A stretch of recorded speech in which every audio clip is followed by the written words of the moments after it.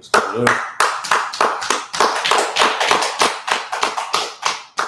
Let's go ahead and get straight into it. Tonight's topic.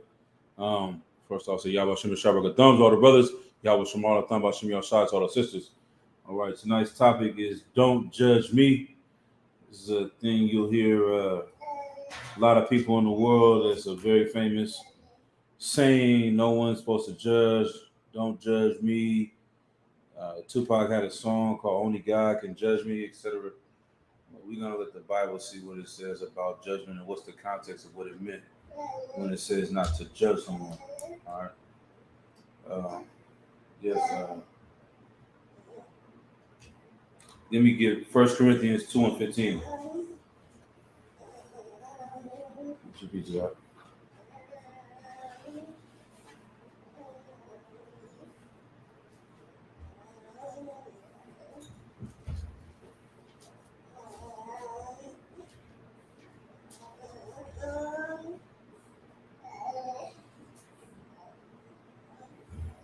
All right, go ahead when you see what for the brother got.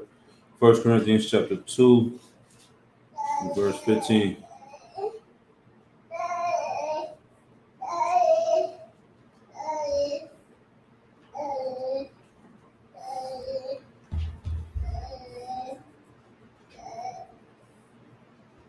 Sorry, 1 Corinthians 2 and 15.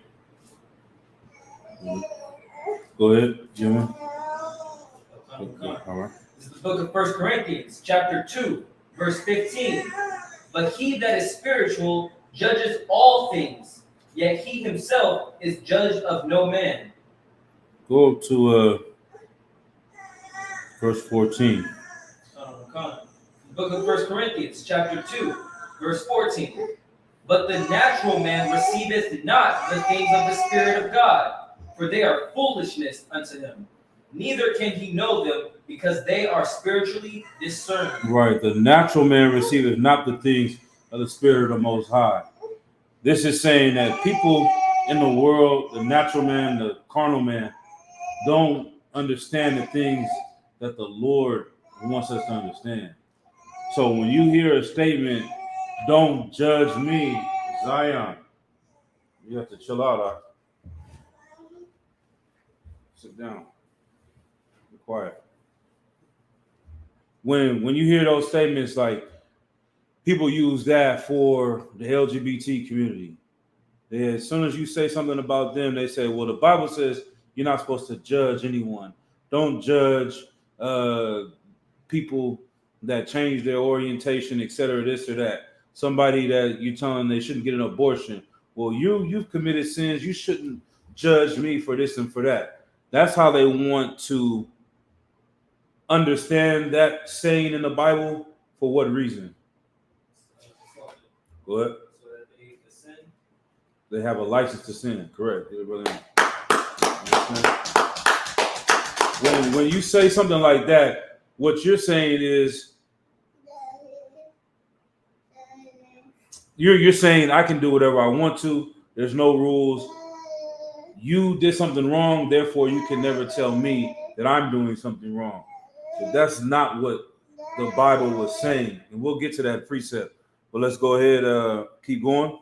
It's the book of 1 Corinthians, chapter 2, verse 15. Mm-hmm. But he that is spiritual judgeth all things. There we go. So now we got a contradiction. It's just like when they say God so loved the world. They say God so loved the world, he gave his only begotten son. So that means he loves everybody on earth, loves everything about the world. And there's another precept that says love not the world. There's a contradiction in what the book is saying, or there's a contradiction in the understanding. Yes, yep. Or there's a contradiction of our understanding. So here it is saying, he that is spiritual judgeth all things. Keep going. Yet he himself is judged of no man. Right. So he himself is judged of no man.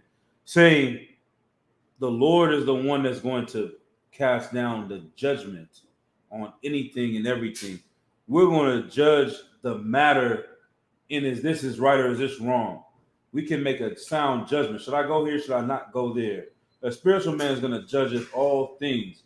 we make sound decisions based on the law, statutes, and commandments. But passing the actual judgment and giving out the punishment, because that's what a judge does. A judge, you go to the courts and you get in front of a judge, they will tell you you are guilty of this and you're going to do this many years. You've been found not guilty, you're going to be let go free. You were found guilty, but we're still going to give you leniency today, etc. Right?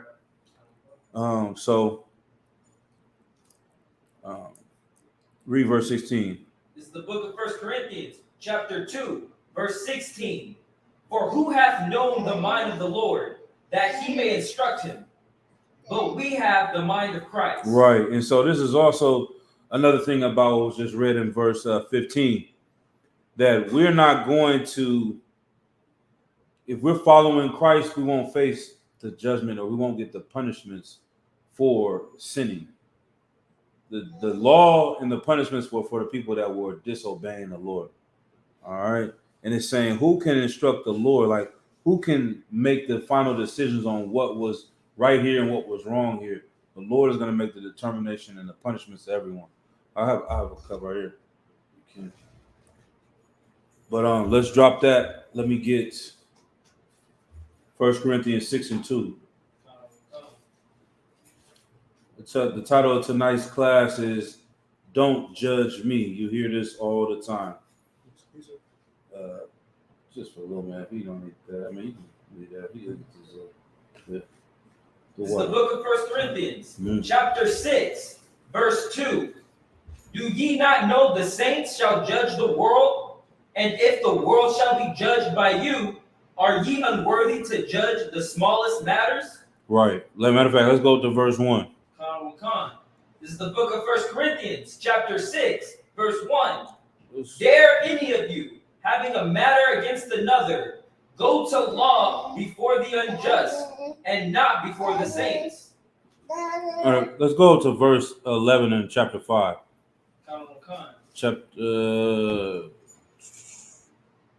Verse 10. This is the book of 1 Corinthians, chapter 5, verse 10. Mm-hmm. Yet not altogether with the fornicators, Salakia. Mm-hmm. Yet not altogether with the fornicators of this world, or with the covetous, or extortioners. Go, Salakia. Verse 9. Salakia. Last time, yeah. It's the book of 1 Corinthians, chapter 5, verse 9. I wrote unto you in an epistle not to company with fornicators. Right, so this is the apostle right here. He's telling the brothers not to have company with fornicators, not to have dealings with people that are having unlawful sex. We know what fornication is. Does anybody know what fornication is? Go ahead. Unlawful consummation or sexual intercourse with anyone else. What do you mean, anyone else? Just like sex outside of marriage. Lie. Go ahead. Is it a transgression of law? Yes, but we're talking about fornication. What is the definition of fornication? Because the definition the brother just gave is one that you will hear a lot in Christianity. That when you fornicate, it's sex before marriage. Well, go ahead, Ura. Fornication is sleeping with another man's wife or something like that. What's it? Yeah, you're right on that part, but what else?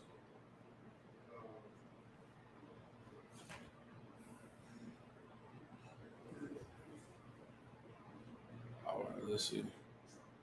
Not sleeping, just sleeping randomly with just random people. Lie. Go ahead, sis. You gotta take a shot at it.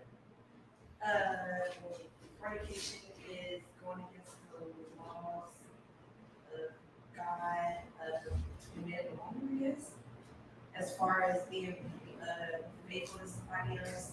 Well, I shouldn't say faithful, but giving yourself to a sole person or dedicating yourself to someone.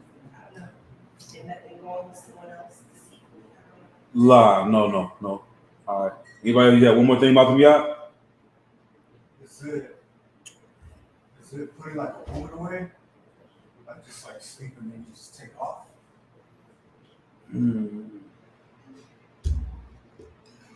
That's unlawful to put your wife away. Okay, fornication is unlawful sex. So if you go into the book of Leviticus, it tells you the laws on what is lawful sex and what's unlawful. So some of those examples, unlawful sex is sleeping with another man's wife, like Uraga Bar said. That's fornication. Another example is homosexuality. That's fornication. Another example would be incest. The father sleeps with his daughter. That's unlawful sexual relations. Vice versa, mother with the son, or you sleeping with one of your father's wives. You know what I mean? All of those things. If you sleep with an animal, bestiality, that's unlawful sexual intercourse. And so, like I said, the Christians, they boiled it down to just sex before marriage. But how do we know that's not what fornication is? Go ahead. It shows us in Leviticus like all the forbidden, like everything we're not supposed to do. Right, but how do we know that sex before marriage is not fornication? Matamya. I'm gonna ask Matamya. All right, y'all gotta, man. I want scripture breakdown. I want to see everybody up with. Make sure y'all studying, coming to class. You know what I mean, watching online and coming up with these questions, man. But go ahead, you're up. The Bible tells us that sex is marriage. Damn right. Get it, brother in. Y'all heard what he said? Fornication cannot be unlawful sex before marriage because sex is the marriage. So there is no sex before marriage. And that's what really leads to a lot of sin. That misinterpretation and that wrong definition of fornication has led Christians to say, if you don't have a piece of paper, then you're having unlawful sex because it's before marriage. But if you know that sex is marriage, then there's no difference. And so that gives men and women the license to say, okay, we're not married, we're just committing a sin. We can repent, ask for forgiveness, and go and sleep with someone else.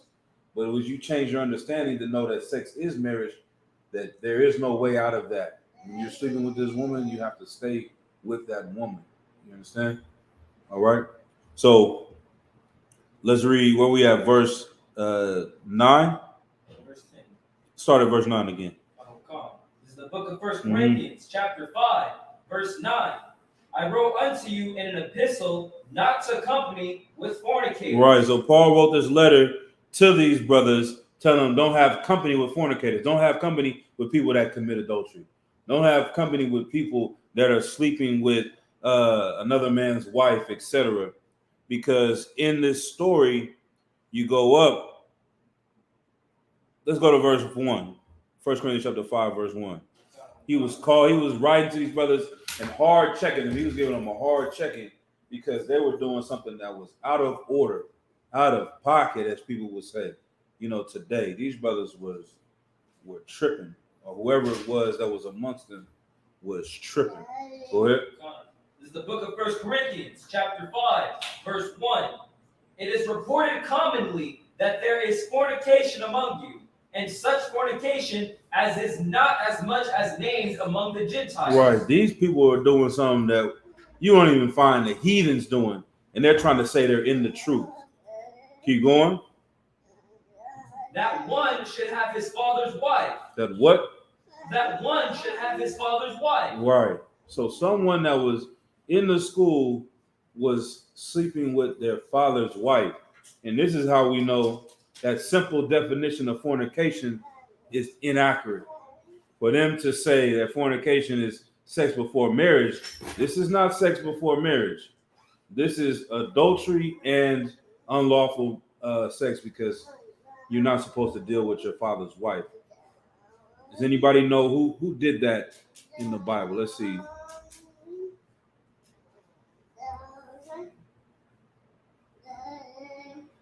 Go ahead. You mean as far as the Israelites, sir? Good. The story of a brother that on that. Slovakia. Go ahead. Was it one of Jacob's sons? Definitely one of Jacob's sons. I can't think of his name. I give y'all a hit. He lost his position because of this. All right, for time's sake, Reuben, the oldest son, the firstborn son of Jacob, who became known as Israel, slept with his father's wife. You see what I'm saying? He didn't sleep with his mother because his father had more than one rib. You see what I mean? But he slept with one of his father's wives. So this situation happened here, and this is why he's calling and checking these brothers for doing it. And once again, so let's drop down to verse 9. Now we'll pick it up. That's the context of that. This is the book of 1 Corinthians, chapter 5, verse 9. I wrote unto you in an epistle not to company with fornicators. Right. Don't deal with those people that do this. Keep going. Verse 10.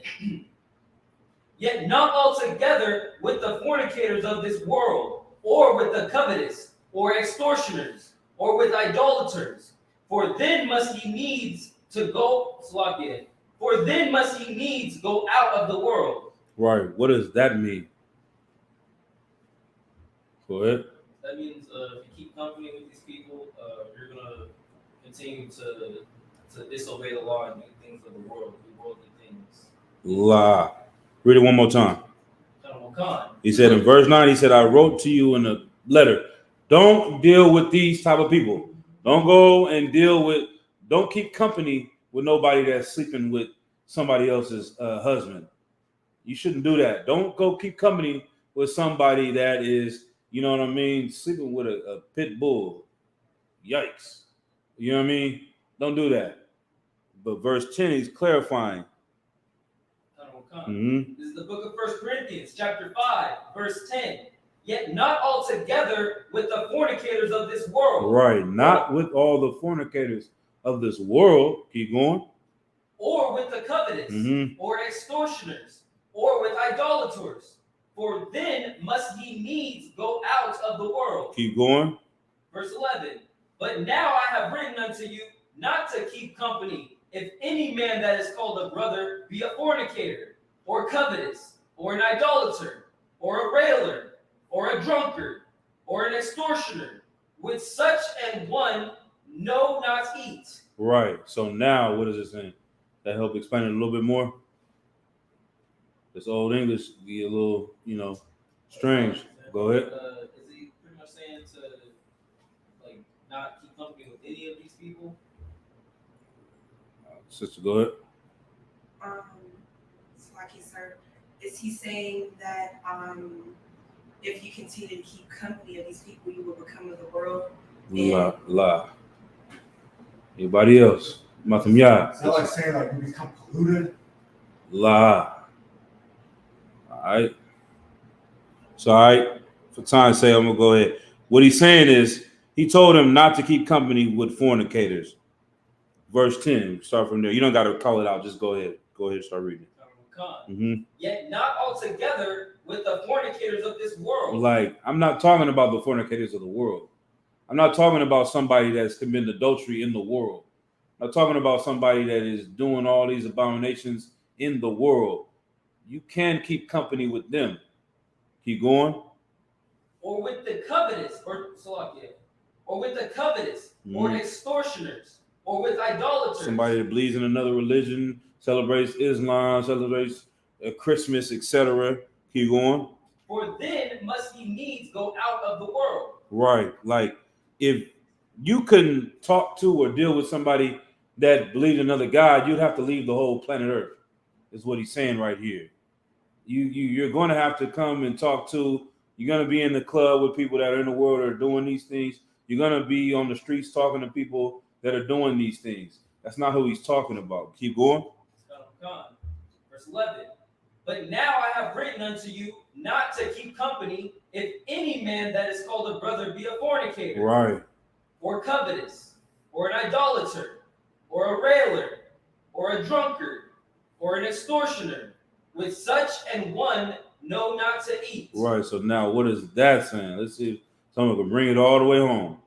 But now I have written unto you not to keep company if any man that is called a brother be these things. Go ahead. Sir, it's saying pretty much not to keep company of these people. Mm-hmm. Because if you do keep such company, Mm-hmm. then it's pretty much as if you're being like them, because it says with such and when not to eat. La. It's part of it, but la. Go ahead, you're right. Is this talking about pagan Israelites? La. All right, let's give it to y'all. So the context was the beginning of this whole chapter. He said there was somebody in the school. Imagine somebody in the ISUPK in the truth. He sent a letter to not fake Israelites. He sent a letter to somebody that was in the school that was rocking with Paul's men underneath him. Somewhere I would give another city in freaking Davis City or Fresno, whatever, Bakersfield. Somebody in Memphis somewhere. You getting back a report that one of the brothers was sleeping with his father's wife. Paul is irate and he's checking him. He's saying, that nigga don't even sit down and eat with him. You know what I'm saying? If you find out a brother is committing adultery, you have to get rid of them and kick them out of the school. You can go around your cousin that is committing adultery. You know he didn't sleep with somebody's rib and putting away wives, and your other family member might be this or that. You can go around them. You can talk to them. But somebody that's saying they're a brother, saying they're in the school, we cannot even deal with them. They are enemies of Christ. They're enemies of the school because they know the truth. They know better. You see what I mean? So let's keep going. Verse 12. For what have I to do to judge them also that are without? Right, like what can Paul say to somebody that's walking up the street? Just go up and say, nigga, you can't come into McDonald's with me because, nigga, you have committed adultery last week. Can you get rid of them? Can you tell them not to stand in front of the school? Can you tell them not to get out of the club while you're in the club with someone else where this girl is, you know what I'm saying, doing this or doing that? Nah, you don't have to. You can't tell everyone in the world what to do. Go ahead. Do not ye judge them that are within? Right, so they were being so politically correct that they weren't even saying nothing to somebody that was amongst them. You see what I mean? So if you hear something Christ said, don't judge, and then you like, okay, well, I ain't gonna judge them because I used to be in sin. Nah, there's certain things that you cannot let among you. There's certain offenses. A brother cannot commit adultery with some other brother's rib in the school and think they're gonna stay here in the school. A woman cannot go and commit adultery on her husband and call herself a sister of the brothers in the ISUPK. It's not going to happen. You see what I mean? So there, he's talking about kicking someone out of the school and what it takes, what type of things they have to do. You're supposed to know how to judge these matters. Okay, the brother, he got caught smoking weed. All right, we might take his rank from him. We might, you know what I'm saying, make him go run 10 miles. We might make him do a whole bunch of push-ups. We might do this, we might do that. We're not going to kick him out of the school. We're going to judge that matter in that way. But this matter, y'all should know off the top. Anything like this cannot allow to exist or happen in the UPK, in the truth. You know what I mean? All right. And that's why it's saying fornication, unlawful, child molester. Brother's not going to stay in the school and get no mercy. You know what I mean? He might get up in the hospital. You know what I mean? But so it's saying, what do you have to judge them that are without? Do you not judge them that are within? Keep going. Verse 13. But them that are without God judgeth. Right, you got to read a little bit slower. But them that are without God judgeth. So put a pause after without, so you can understand. But them that are without God. No. Oh, but them that are without God judgeth. You want to read it like that at camp. You know what I'm saying? Them that are without God judgeth. So now the people that are in the world, the Lord's going to deal with them. This brother sleeping with his brother's wife, Young Dolph. Everybody says he was dealing with Yo Gotti's rib. Now he's dead. These other cats, they've been doing this, they've been doing that. You hear about it all the time. People in the world are dropping dead. They're getting hurt. They're getting shot. They're getting diseases. The Lord's going to deal with them that are in the world. But it doesn't mean in the truth we can't make judgments before the Lord, you know what I mean, gets to this person. All right? Keep going. Therefore, put away from among yourselves that wicked person. Right. All right. Let's go into verse 1. This is the book of 1 Corinthians, chapter 6, verse 1. Dare any of you, having a matter against another, go to law before the unjust, and not before the saints? Right. So they were having situations where you like, this brother owes me some money. This sister, this sister owes me some money. They're gonna go to Judge Judy. They going before Judge Mathis and Judge Joe Brown and suing them, calling the police on a brother because he hit your car. Imagine me leaving from here and I bump into Uriah's car. He called the police.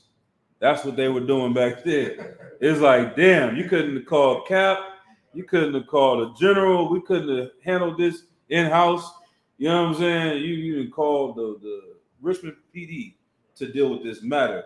It's saying, dare any of you having a matter against another go to law before the unjust, not before the saints. Keep going. Verse 2. Do ye not know that the saints shall judge the world?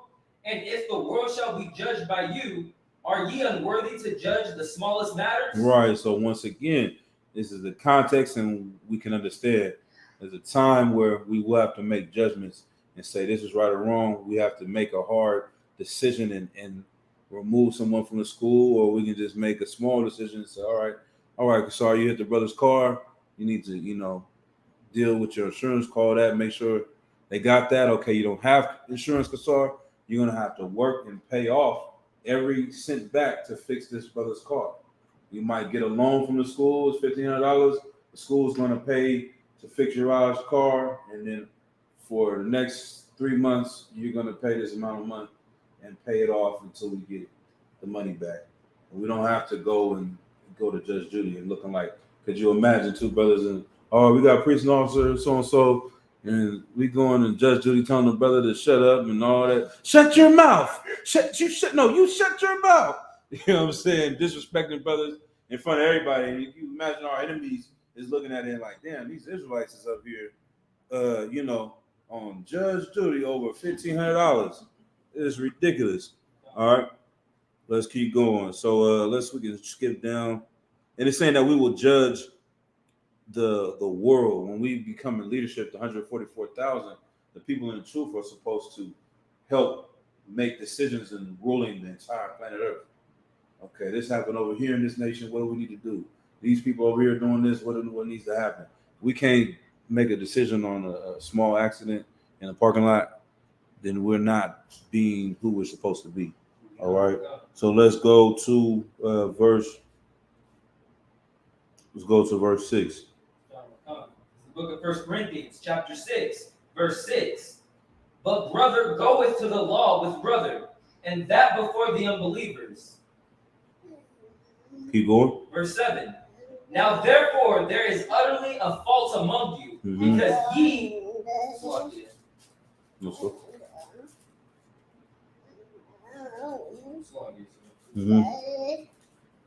Verse 7. Now therefore there is utterly a fault among you, because ye go to law one another. Why do ye not rather take wrong? Why do ye not rather suffer yourselves to be defrauded? Right, like even at the end of the day, worst case scenario, the brother hit the brother's car. That's something kind of big. But if it was something like $50, $30, $20, the older brother never paid him back. Instead of calling the police or going to the court system, he's all right, man. I'll just take that on the chin, man. Don't even worry about it. Don't even worry. I know you owe me $30, Doc. It's too wild. That's what you should have done. But I'm not even tripping off of that.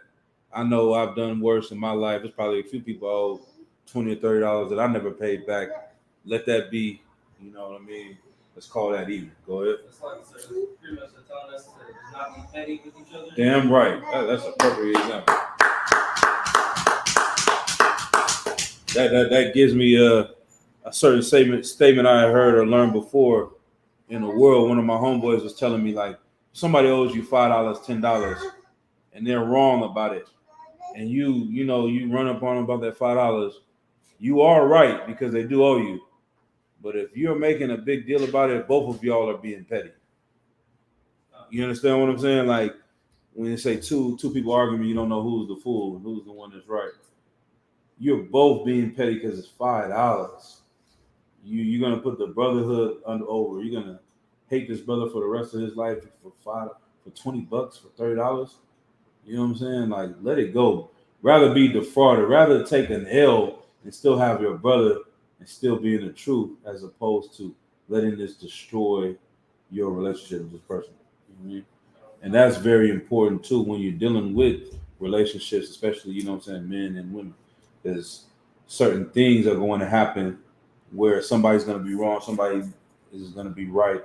If you let that be something that's always coming up or always being brought back or thrown in that person's face, or you're always, you know what I mean, you're never letting it go, then it's going to destroy your relationship from the inside. So you got to learn how to just let things go. You know what I mean? And sometimes take certain offenses, just take that loss. And that's what he's saying, being defrauded. Certain things are unforgivable. You know what I mean? We're not been commanded to do that. Adultery is one of those things. That's what we're hearing. Fornication, those are the hard lines that we have in the truth. You may have been able to do this and do that and still stay in the school and call yourself a brother, but those things we don't play with. You know what I mean? Because those are something you crossing a line that is hard to come back from unless the Lord forgives you. But other than that, it's not our job to do that. Let's go to Matthew chapter 7, verse 1.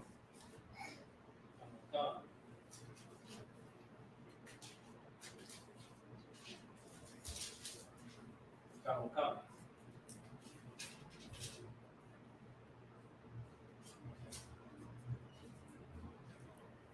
Give me one more second.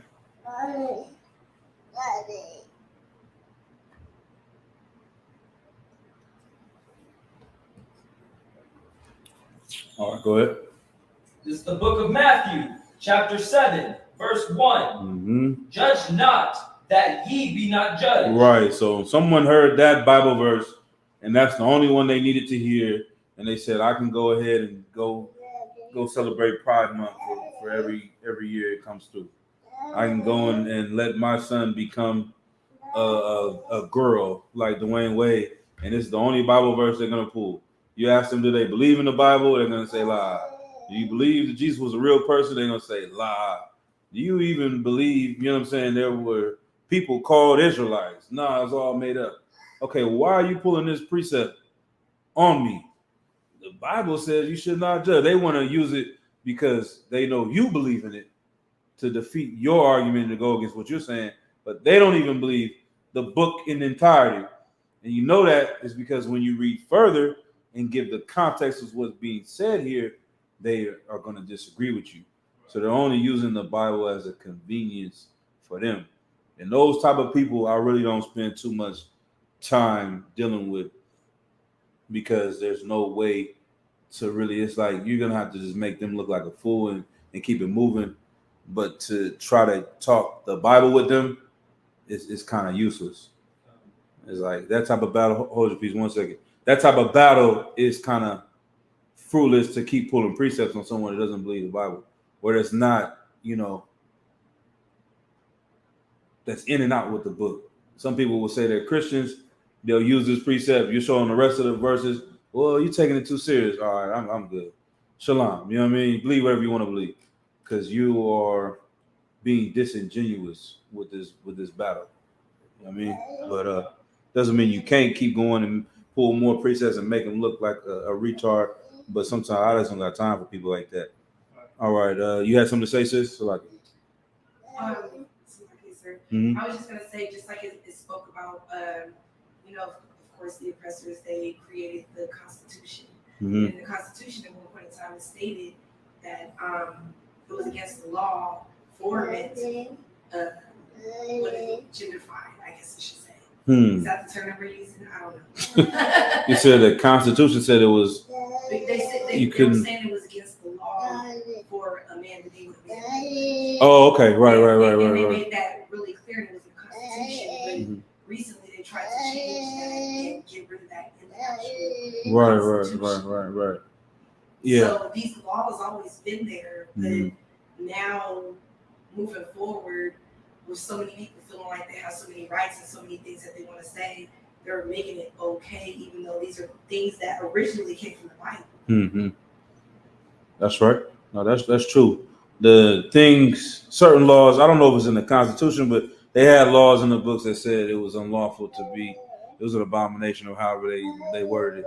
Even bestiality, in certain laws, you can't sleep with animals. Now, since they're adding all these letters, I think they're going to add a B too, or the B is, I don't know. They're going to add animals on there too. And some people can say they fall in love with the animals. They're going to make that legal. But it's because they used our book to build their nation, and then when they got to this point, now they're just letting loose and you can do whatever you want to do. So it's like they organized this place off of this foundation. They call it Judeo-Christian values. You hear a lot of Republicans talk about that. This nation was found on Judeo-Christian values, meaning Jewish and Christian values, because they're talking about the Bible.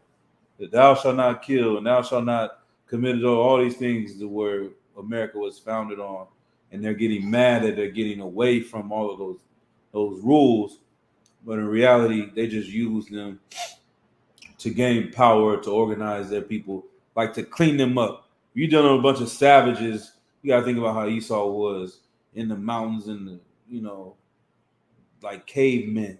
All right, we need some type of order. They used our books and our rules to order them, just like Islam. Iraq, he go against the Muslims. The Muslims came up with all these rules. Were you saying that on the way over here to Matamia? Like they got those rules from us. Like you said, how their women are in order in a certain way. I'm like, yeah, because they be stoning women over there in the Middle East. You're like, yeah, they got that from us. They use portion of our book to build up their society and to get power, but where we're at with it, they'll never understand that because we have Christ. We're not stoning women today because we're letting that judgment happen with the Lord. All right, let's keep going. Where we at?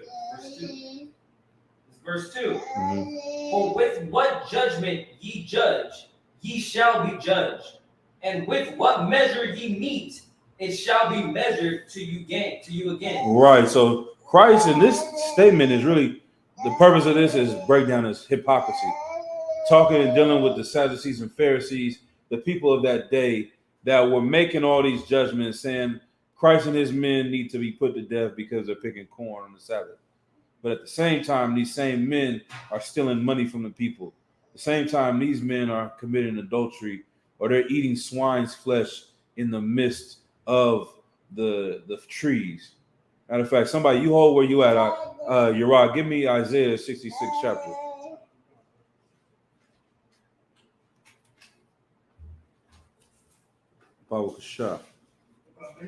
Go ahead, please. It also informs us that Muhammad actually followed the Israelites around, and they learned from the Israelites. Right. Kind of like Islam got the example. Right. Yeah, I'm right. Yeah, they plagiarized our book and got 1 billion members off of it right to this day. And that shows you how powerful this Bible can be if you use it on one accord. But the difference between them and us is like, I say this all the time. People look at how these Moabites come to America and get all these businesses so fast, and we try to open up our businesses. For one, we're not united, so they're united. We know that part. But for two, Moab is going to do any and everything to make a profit. Moab will buy a horse and sell it to you as chicken fried rice. They will buy a cat, a dog, a pigeon, a rat, whatever to make $1. When you're even your average brother, Issachar, Judah, we're not doing that, man, to make no profit. We're not going to sell you a horse. We're not going to sell you a dog because, for one, we know our people are going to come to it. Issachar not going to sell his brother no damn horse.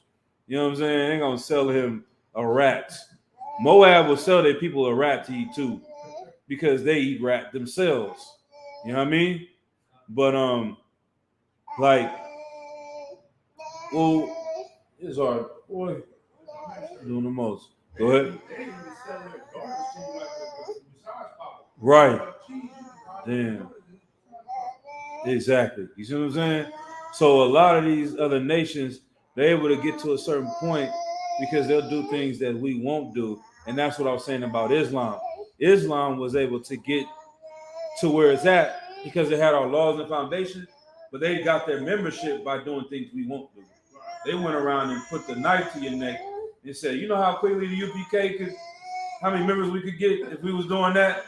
We just decided to go to war. Commander Gianna just said, all right, you know what, we all gonna fall on Memphis this week. We're gonna have 300 men with AKs going through Memphis and telling brothers, you're gonna become members of the UPK or not. Matter of fact, first off, we're going to all fake Israelite groups first. We going with choppers and ARs and Glocks, and we about to tell them niggas, we're gonna roll up on their camp, and you're gonna say, you know what, nigga, you taking them fringes off, you know what I mean? No more shalom, nigga, and you gonna be in the UPK or we're gonna put you to death. They like, well, we already believe in the Bible. I didn't want to die. Shalom. Yo, well, sure, they gonna come into the school. It'll be easy. That's what Muhammad did. He was able to get 1 billion members in his following because they went around and they gathered up an army of people to go and threaten you with death and murder to join a religion. You know what I mean? So it's a shortcut. We got the hard way, man. But it's going to be glorious in the end because that's what the Lord wants. Men that want to serve him, not the ones that are forced to serve him. Damn right. Get out of here. All right. Somebody had a comment. I see a hand raised or not? Let's go. Go ahead. Up. What does it mean when the fake Israel gets say halal? I think that means halal. I think it means like what's the word? It's not. Hold on, give me a second. What are some things like all praises? I think it means all praises. Call halal, all praises to the Most High, something like that. I can double check the B for sure, but I see that a lot too. Go ahead. Give me the one in Isaiah. Isaiah 66 and verse 16. The book of Isaiah, chapter 66, verse 16. For by fire and by his sword will the Lord plead with all flesh. Right. And that's another thing when they talk about the Lord pleading with them in the valley of Jehoshaphat. It's a different topic, but letting y'all know the context. The Lord said he's going to plead with them with the fire and the sword. He's not going to plead with them and beg these other nations to do right. The Lord is coming with a fire and a sword, and this is the context of that. Keep going. And the slain of the Lord shall be many. Right, the Lord is going to come and put many to death. This is talking about the last days. Keep going. Verse 17. They that sanctify themselves and purify themselves in the garden behind one tree in the midst, eating swine's flesh, and the abomination and the mouse shall be consumed together, saith the Lord. Right, so now going back to Matthew in the 7th chapter, saying, judge not lest ye be judged. Like these men were, verse 2, it says, for with what judgment ye judge, ye shall be judged. And with what measure ye met, it shall be measured to you again. Because these people were having unjust judgment, unrighteous judgment. They were claiming themselves to be righteous, but in the midst of the trees, eating swine's flesh, hiding out, you know what I mean? Being wicked and evil. That's Christianity today, 101. People that go to church and talk about all the drug dealers in the world and talk about gangbangers and how what's wrong with gang members and how the police need to clean up the streets. Remember that cat in Oakland was praying to God for more police? I forget his name, but yeah, he's right there, right by your house. Pastor Bob Jackson. Yeah, Pastor Bob Jackson said he wanted to pray for more police officers in Oakland to come through. But at the same time, if those police start investigating his ass, they're going to find out that he's doing tax evasion, he's doing scamming, frauding, prostitution, he's buying prostitutes, he's getting high, he's paying for drugs. You see what I'm saying? But he wants to sound good to the people, and he wants to cast judgment on the brother on the street because he's selling drugs, because he thinks that's what he needs to do to support his family. Now, who's worse in the Lord's eyes? Go ahead, you're up. Jackson. Damn right. Why? Because he's aware of I mean, he has a certain knowledge of the scriptures. Right. And he's supposed to be a man that follows the law and understands the law, so that if he do the law, he would know that what he was doing by trying to crucify, trying to point a finger at his other brother was against the law. Okay, everything you said was right, but there's one more thing I kind of want to hear. Like, what makes him worse than the brother on the street that's selling dope? If he's buying dope or he's selling dope himself, what makes him worse than them? Go ahead. Obviously. Damn right. And explain it a little bit more. Get that in. Get both y'all brothers in. What is it? Give it to y'all for time's sake. He is saying he's better than them. That's what makes it worse. The nigga on the street, you go talk to him, he be like, yeah, I gotta get right with God. I gotta change my life. You know what I'm saying? I know this ain't right for me to be doing this, but I'm trying to feed my family. He gonna tell you that. Pastor gonna come up and say, I'm a man of God. I'm holy, sanctified, Holy Ghost given the word, and you need to pay your tithe. He gonna chastise you for not paying tithes and all that. He's professing himself to be a man of the Lord. And he's doing the same things that are the people he's talking about. That's worse. At least you can just be wrong. You're more wrong. You're adding sin to sin. But go ahead, you're up. If I make sure he's saying he's holier than thou, and he's acting just like the Pharisees and the Sadducees. Exactly. Get it in. And that's what this whole chapter, the beginning of this verse is talking about when it says judge not. All right, read verse 2. The book of Matthew, chapter 7, verse 2. For with what judgment ye judge, ye shall be judged. And with what measure ye meet, it shall be measured to you again. Right, so you want to talk about them doing this? Well, guess what? The Lord's going to deal with you for the things that you're doing, because he sees what you're doing. Read verse 3. Verse 3. And why beholdest thou the more, and why beholdest thou the mote that is in thy brother's eye, but considerest not the beam that is in thine own eye? Right, this is very important, especially as you come into the truth. A lot of young brothers that have not gotten seasoned, as we say in the truth, you know what I mean? Young men, troopers, young officers, they see their other family members living a certain way, and they want to go and say, you got to stop eating pork, and you got to stop getting tattoos, and you got to stop dressing like this. And they going to tell them, you need to stop celebrating Christmas. But they don't realize they still have not changed completely. They got other issues. They don't know how to talk to another brother. They don't know how to,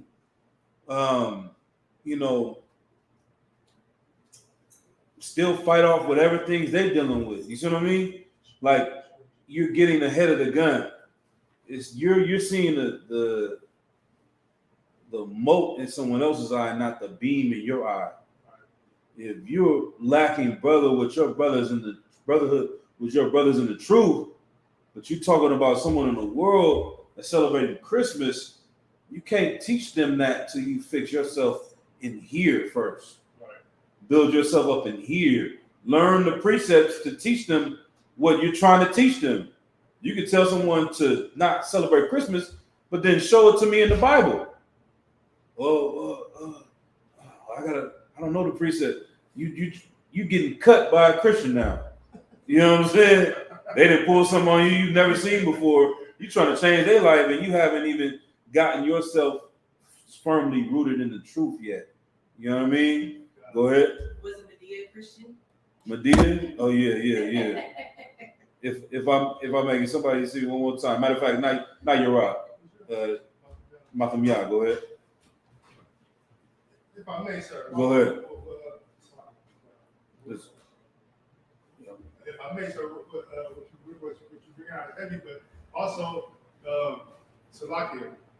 I knew I was What is it? We said Medea. She said Medea, but something after that was you were telling this person you get cut by a Christian. And you also have to live that life. I mean, like, not the Right. life that you're telling him not to live, but that's so like, I'm doing you now, reading the movies. Jamie, the booty dog. Okay. Jamie Foxx went to the store, Uh-huh. right, and then passed him up to Rashad, that's you, boy, I'm telling your mama. And then he telling him how he shouldn't be out here doing this because he bought the rap. Right. And then hit the girl come in the store, like, what's going on, Pastor? And then he looked at Rashad like, don't pay attention to what I'm saying. Oh, yeah, I gotta go. I remember that movie too. He was at the liquor store, he was buying the condoms or something. Oh, yeah. But the pastor had a little female in the car. Oh, man, that's crazy. Exactly. That's exactly what it is. That's the hypocrisy. And so, like you said, we don't want to be that.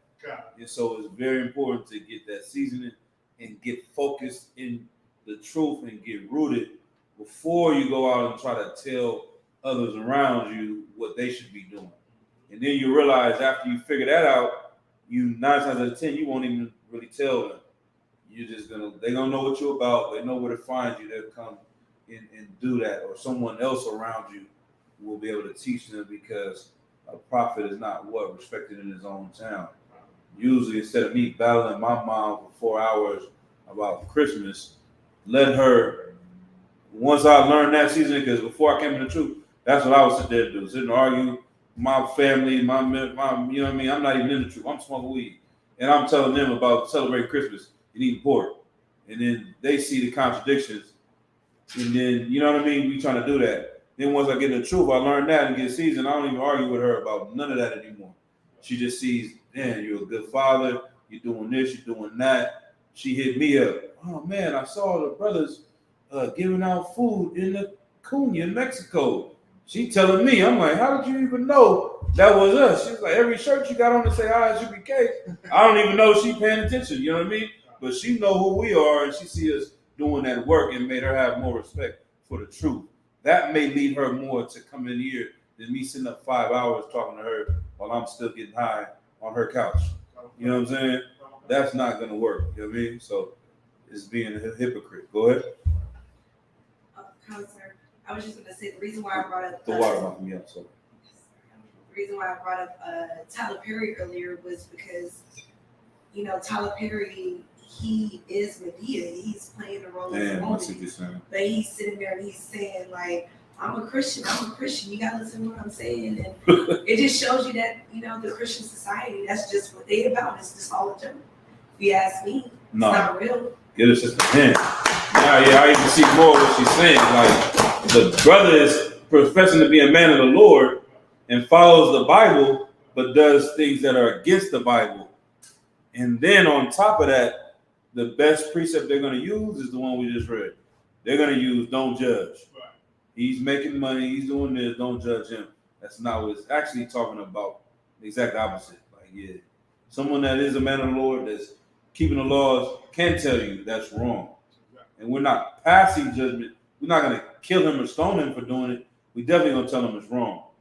Definitely going to tell him what he should be doing, what he shouldn't be doing. And we're not going to feel guilty about it because we don't do those things. Now we have the authority to go out and tell people what to do and what not to do because we're not doing the things that they're doing. And that's what he was trying to check. All right, let's see. Is there anything else? Keep going. Where we at? Verse 4? Verse 4. It's the book of Matthew, chapter 7, verse 4.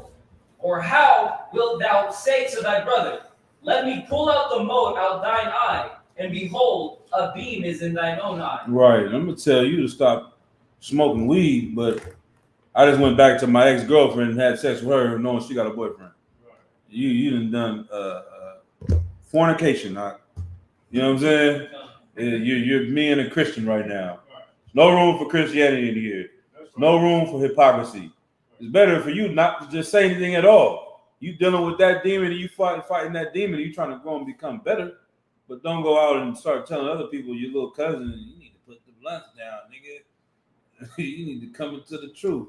It's like, nigga, even the demons on them will be like, nah, nigga, I know what he was doing. Hey, you gonna be fighting and rolling around the ground with your cousin. You don't know why? Your cousin has socked you in the eye. This nigga socked me in the eye. I just told him, man. That's all. Nigga, Niggas from the baby, funny, man. That's how niggas always. Why do niggas always go to that voice when they tell a story? I was just telling him, man. I was told the brother, man, he just needs to stop smoking blunts. And nigga got mad. Nigga socked me in my eye. We over here rolling around. Yeah, the demon hopped on him to check your ass because the Lord knows what you're doing. And that's why that brother had that zeal. He would have never fought you over that, over you telling him to stop smoking. But the Lord knows he put a demon on him to come at you, man. Both of y'all got demons fighting each other. You know what I mean? But that's what the Christian church represents, and that's who we cannot be. All right, keep going. Oh, come on. Verse 5. Thou hypocrite, first cast out the beam out of thine own eye, and then shalt thou see clearly to cast out the mote out of thy brother's eye. Right, now you're a whole lot more powerful than what you're teaching. Now you learn how to deal with this brother and talk to this brother instead of you just coming at him and, oh, nigga, woo, you doing this, you doing that. You coming at him like, yeah, I remember I used to do the same thing. But this is the reason why we need to stop doing this. This cleared up in my life when I stopped doing it. I got better at this. I got stronger at this. My family did this, and it opened up for me over here. You're able to explain it to him and make him inspired to follow you more, and he's seeing that change in you. That same demon that would have hopped on him knowing that you're a hypocrite would have, now the Lord might have put a spirit on him to listen to you.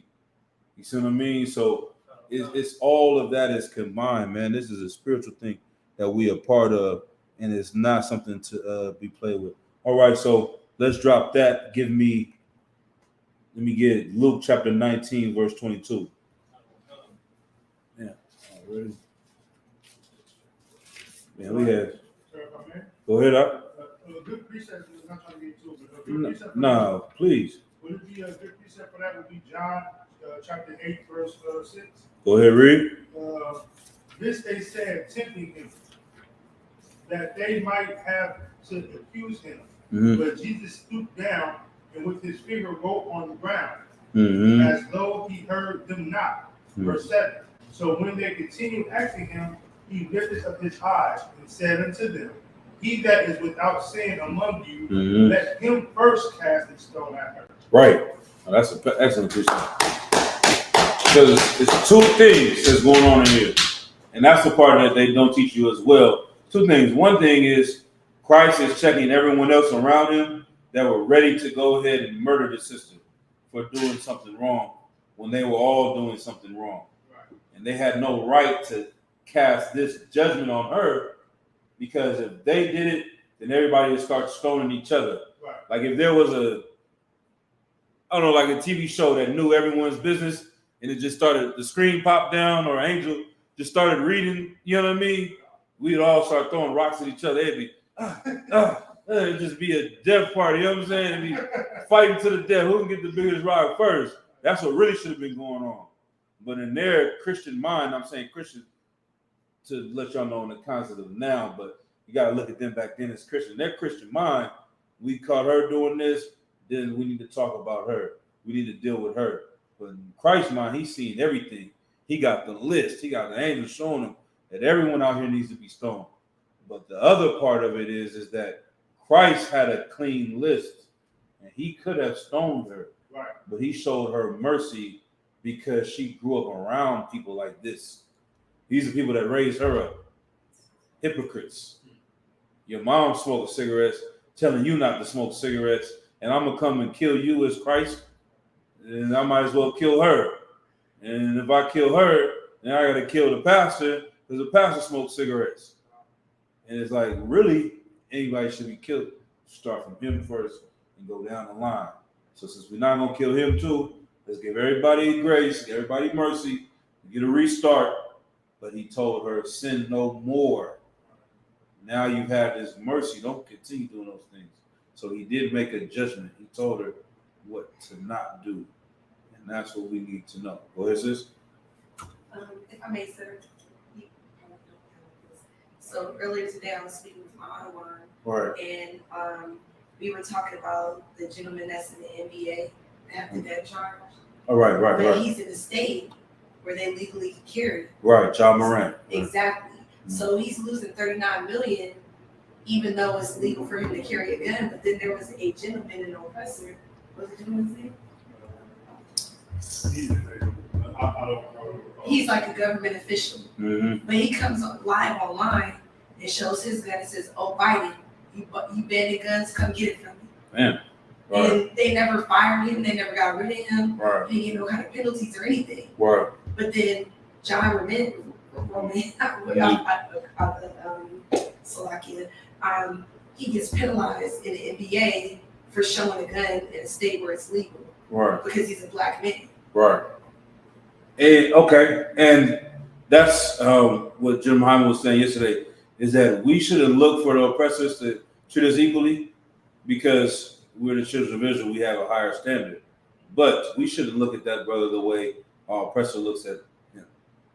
Meaning, we know he did nothing wrong. We should support him, and he didn't do anything illegal. The police aren't kicking his door. He shouldn't lose $39 million. They should treat him the same way they treat that oppressor. We should fight for that. You know what I mean? Right. But if he did something wrong, then yes, we know. You know what I mean? That argument always said, "Oh, Kelly did this, Elvis did the same thing." Like, nah, the Lord has he has judgment over Israel first, so we should never be expect to be treated equal with them. But situations like this, where the brother did nothing wrong, we should fight for him and fight for him to get treated the same way. Because when we take their argument and side with them, it allows them to keep oppressing us like this. And he has no backing and no one to stand with him. You know what I mean? Go ahead, you're up. A precept, sir? Please, a precept is always welcome. So, yeah. Got it all the time. The book of Proverbs, chapter 3, verse 31. Go ahead. Envy thou not the oppressor, Right. and choose none of his ways. Right. Like, don't envy. You wanna break it down? You know what I mean? Just, you know. Don't envy the oppressor. Don't try to be like him in the sense of sinning. You know what I mean? And don't choose his ways. Once again, with John Moran, he didn't do anything wrong. He didn't commit a sin. So I don't see what the problem is. Why is it he has to lose all this money? They want to put him in his place and let him know that there is a difference between us and them. Go ahead. You're up. If I may, sir, can I use that precept to turn it and be like you know, because it says, envy not the oppressor and choose none of his ways. Meaning, just because this oppressor, who is a state official, Right. you would think out of anybody wouldn't have a gun and they got security. Right. Whatever. He's showing here saying, come get mine alive. Right. Well, for us to see that, we can't think that it's okay for us to do it, whether it's in the song or shooting a video, because we're being killed in the streets. They're shooting us down in the streets. First thing they do when they want to kill us is yell, he got a gun. So, if I may, I wouldn't use it that way. So the reason why I wouldn't use it this way is Commander Giuliani is good for this in interviews. General Hyman as well. Remember we were talking about that the other day with the homework assignment. When we go amongst the heathens, we charge the oppressor.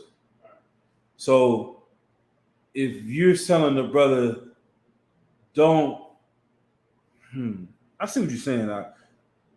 I haven't seen anyone do that, so it's kind of hard. Like, no one is flashing their gun at the government like that. So yeah, if a brother did that, I see what you're saying. Like, you would tell him, like, hey, you're trying to follow in the way of them and do what they're doing, and you think it's going to work out for you, but do not do it because you're scared of, damn, you got me. I ain't even going. I see what you're saying. The more I'm trying to explain what you're saying. You know what I mean? So run it down one more time. It's a light, man. These goddamn lights. I need my glasses. You know what these are? Baba good shot.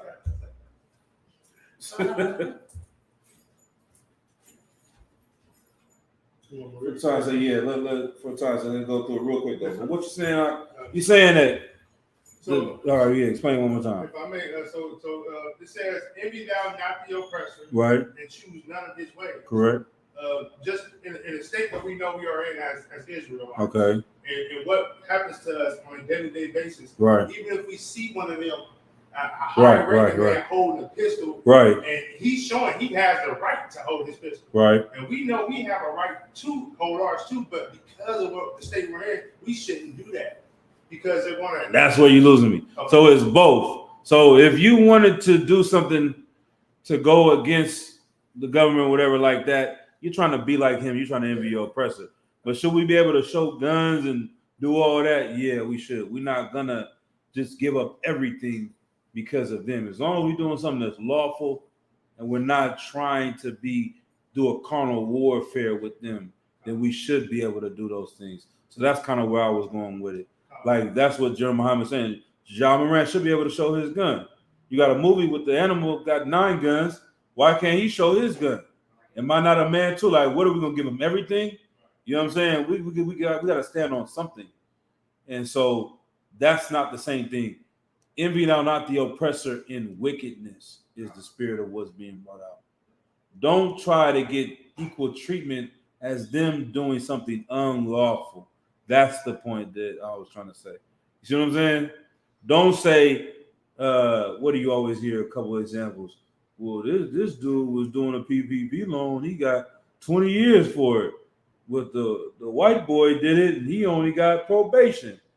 Don't do PPP loan scams. That's what you shouldn't do. Don't envy your oppressor. This Elvis married a 14-year-old. Everyone knows it. He never got to go to jail. He's got a statue in the Rock and Roll Hall of Fame. R. Kelly do it. All his records get kicked off. We can't listen to his music no more.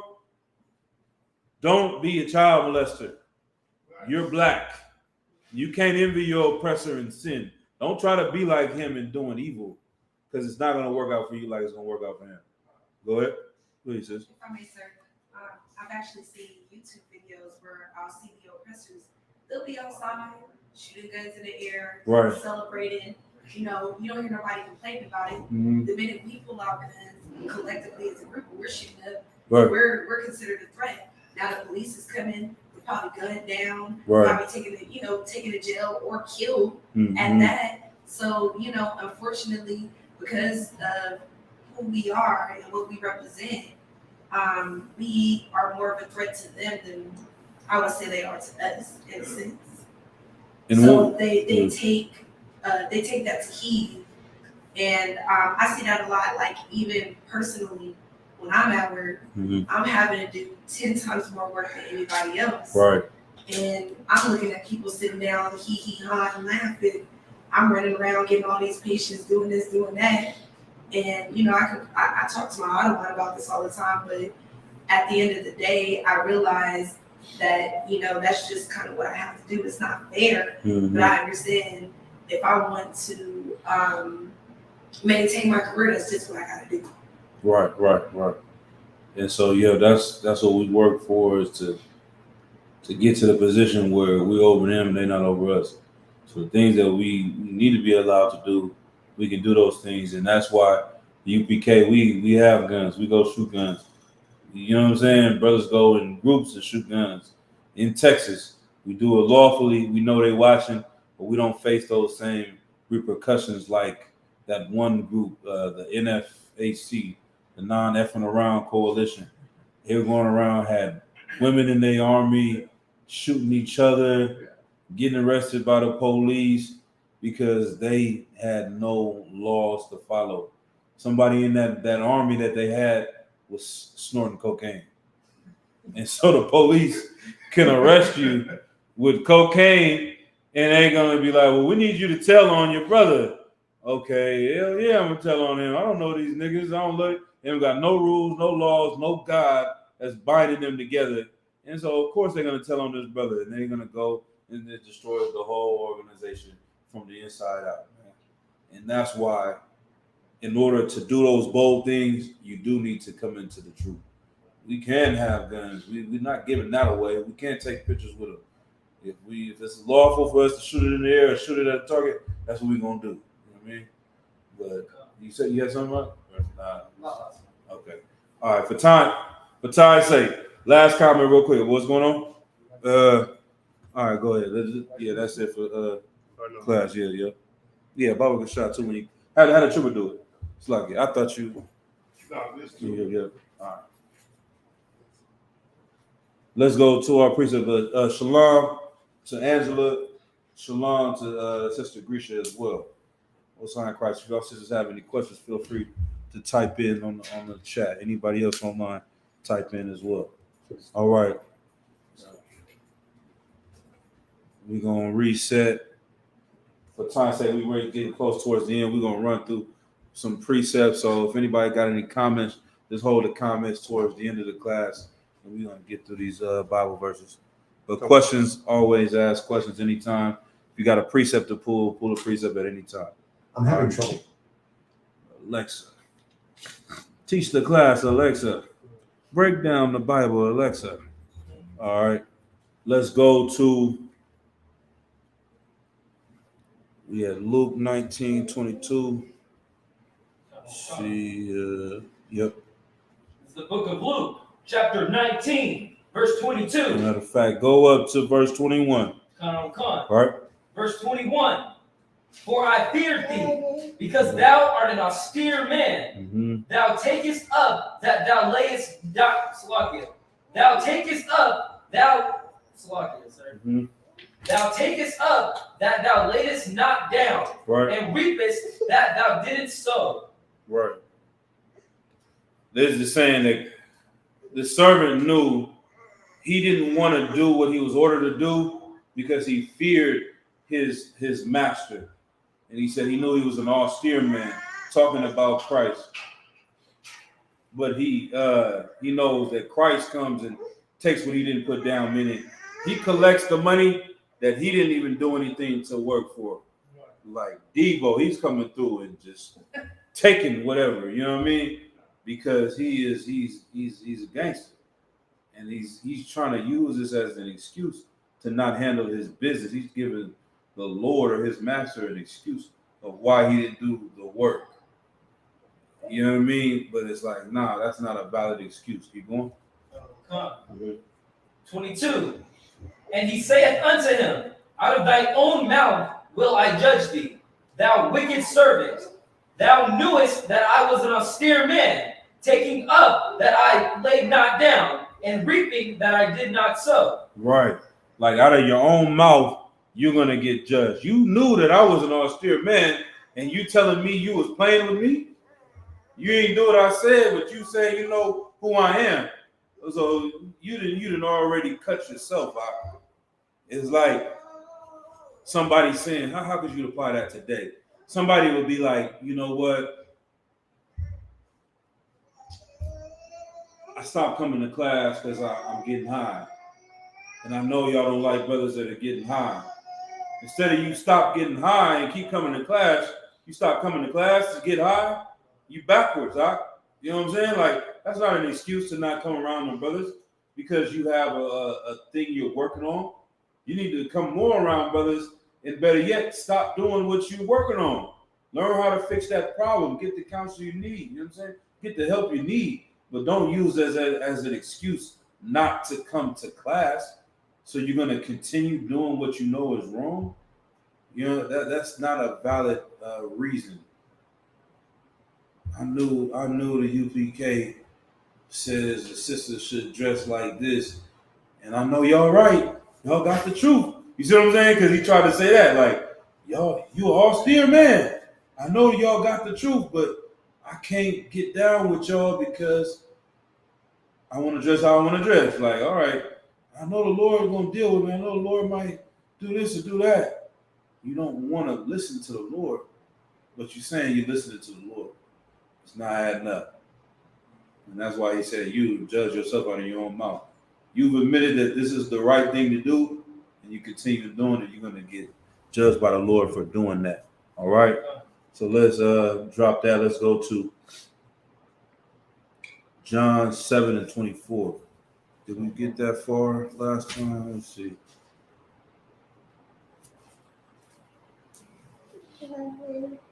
Mm-hmm. So 2024? 7 and 20. Let's see. 20.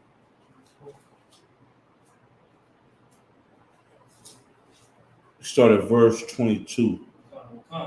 It's the book of John, chapter 7, Verse 22. Mhm.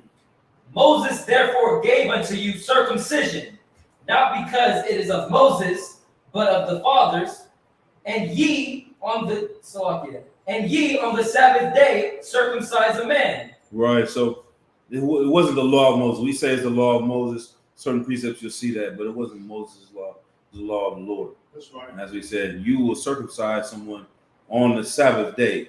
That's the 8th day when a child was born. You'll circumcise them on the Sabbath. Keep going. Okay. Verse 23.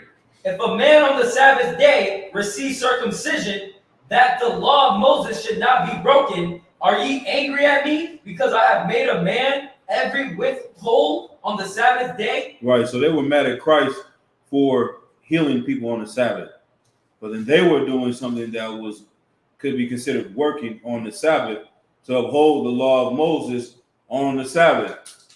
You see how that is a conundrum, whatever, you know what I mean? It's like they crossed up. All right, we got to keep the law of Moses by doing circumcision, but we got to break the law of Moses by working on the Sabbath. You're doing this and you don't see anything wrong with it. But I'm healing people on the Sabbath and you see me as an evil person. Why is that? Because you don't understand that there was the law in the Bible is to love your neighbor as yourself. Y'all don't see that law. Y'all only see the laws about punishments. Y'all only see the laws about carnal things. And you don't see that loving your brother and having brotherhood for him is what the Lord wanted the most of all. It's the most important thing that the Lord wanted. But they're mad at Christ for healing when he was showing love to his people, and they treated him like he was evil. So keep going. Okay. Verse 24. Judge not according to the appearance, but judge righteous judgment. Right. So that's another thing. It's like someone can come to the UPK and say that we're buying on the Sabbath when we buy some gas to go to camp. You're buying some food to feed the brothers at camp. We're not supposed to buy and sell. If you're not doing the work of the priests and prophets, you should refrain from buying and selling on the Sabbath. But us doing that to go and teach the people that's an unrighteous judgment to point and say that they're wrong. And how do we know that? When Christ said that the priests profane the Sabbath every Sabbath because they work on the Sabbath. That's the day for the priest to show up and put in work, is the day that everyone else is supposed to rest. You know what I mean?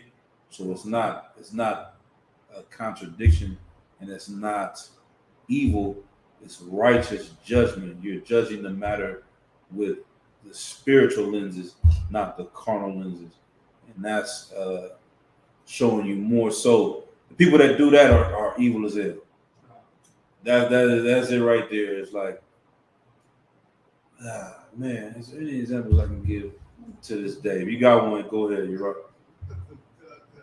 I think Israelite groups, Mhm. they tell us, when I was moved to the troop, I walked to the store, I seen it by my house. Right. I go to the smoke shop and get some soda and some chips from the side. Right. He, brother, put it down. You said it. You said it right. Don't buy it, but you said it. And I'm like, dang. And Mhm. then them same dudes don't live in my neighborhood where they walk the camp. They pay for gas station to get the camp. Mhm. So what's the difference between me going to buy some chips and a soda and them paying for gas if we're not supposed to buy or sell? Hold that up. We'll revisit that. Try to have some mercy. But I did hear, you know what I'm saying, for,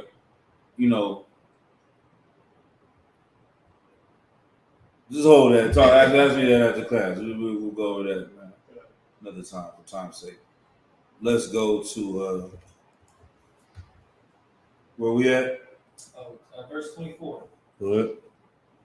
Yeah, we read that one. All right, so basically, judge not according to the appearance, but judge righteous judgment. I'm trying to give a better example would be, a simple example would be goddamn. We go on the mic, we say, man, America is goddamn America. somebody saying, well, y'all using the Lord's name in vain. Y'all evil and the truth for saying goddamn. Right. The person that's telling you that eats pork. You know what I'm saying? The person that's telling you that you're wrong for saying goddamn commits adultery and smokes cigarettes and celebrates Christmas, celebrates Thanksgiving.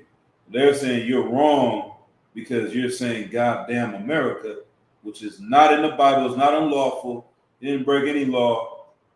Even if it appears in their simple mind that you're using the Lord's name in vain, they don't know that God is not the Lord's name. Like, it's kind of like it appears that you're doing something wrong, or even just saying somebody came and tried to cut us and say, we go out and teach the law, statutes, and commandments. They know we teach the law, statutes, and commandments. And they say, no, the law is done away with because y'all don't even follow the law because I saw y'all at the gas station before you came to camp. And they try to cut us on that. But they're not a judge. They're not making righteous judgment to see why we're not following that law at that time. You know what I mean? All right. So let's go to the next precept. What time do we got? 9:17. Somebody give me a time check at 9:25. We'll close out. All right, the water. John chapter 12, verse 48.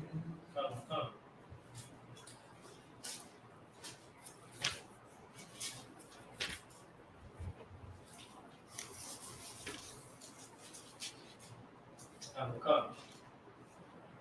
It's the book of John, chapter 12, verse 48. He that rejecteth me and receiveth not my words hath one that judgeth him.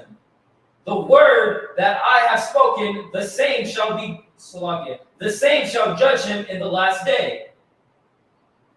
Right.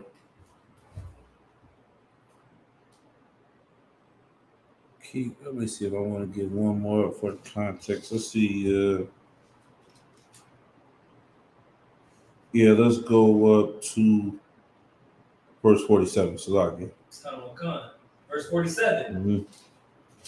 And if any man hear my words and believe not, I judge him not.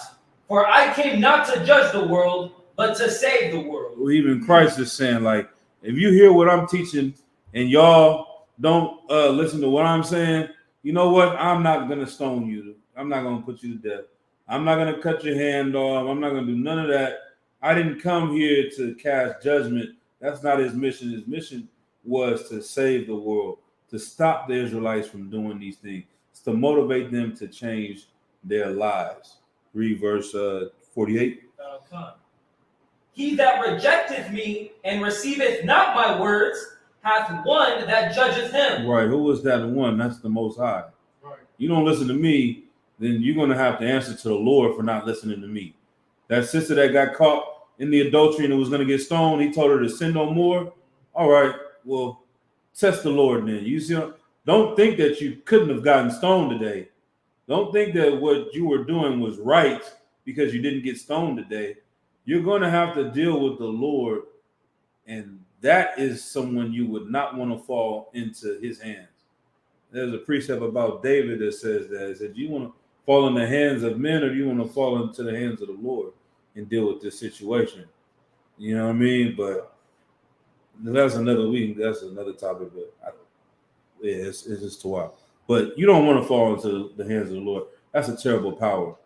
You don't want to play those games with the Most High. That's what Christ is saying. Keep going.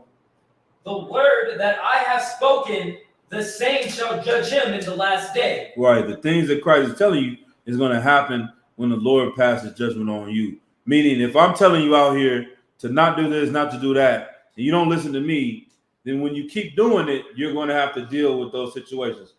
We'll see if he'll stay. He might stay asleep. There's a little pad back there, but it's too wild. We about to close past. We got 5 more minutes. It's too wild. It's too wild. The water, though.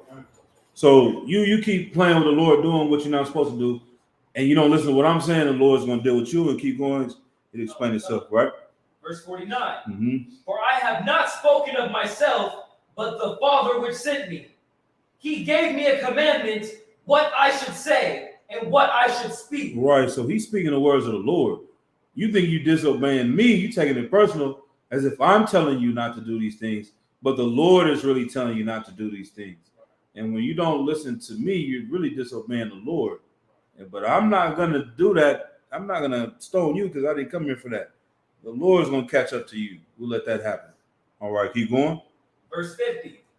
And I know that his commandment is life everlasting. Whatsoever I speak, therefore, even as the Father said unto me, so I speak. Right, and that's what we got to do. That's what we got to make sure we're doing. The priests and prophets speak the words of the Lord by studying the Bible, knowing this Bible, and going out and making these calls to our people to change. And it's not our words, it's the words of the Lord. We can't lean on to our own understandings, make our own breakdown, start telling people to do things because we feel like that is what's right. We got to tell them what's right according to the book. You know what I mean?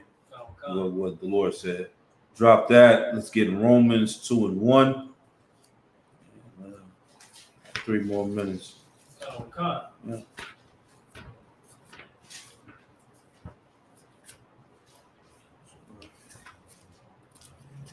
Bring it all the way home. Romans chapter 2 and verse 1. It's the book of Romans, chapter 2, verse 1. Therefore, thou art inexcusable, O man, whosoever thou art that judgest. For wherein thou judgest another, thou condemnest him thyself. For thou that judgest dost the same thing. Right. Do us the same thing. You condemn yourself by doing the same thing. All of those precepts where people say don't judge, it wasn't saying you can never tell someone they're doing something wrong. It's saying don't ever tell someone they're doing something wrong if you're doing the same thing, in essence. Now, I remember hearing, I think Captain Soccer Ward said this in the class though a while back. Now, let's say you're dealing with something, you're fighting something, and you're teaching a class about that topic. Can you not teach that class? You got to keep fighting that thing. Like if you're not fighting, maybe you really shouldn't teach that class. You know what I'm saying?